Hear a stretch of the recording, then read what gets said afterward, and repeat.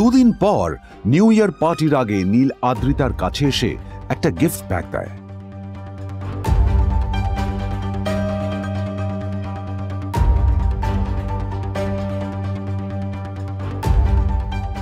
আদ্রিতা মুখ বেজার করে বাক্সটা খুলল, তবে তারপর বাক্সের ভেতরে গিফটটা দেখতেই ও চমকে গেল।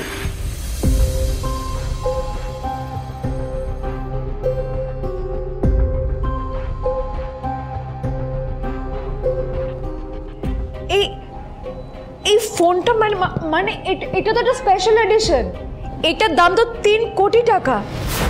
তুমি এটা পেলে কোথা থেকে?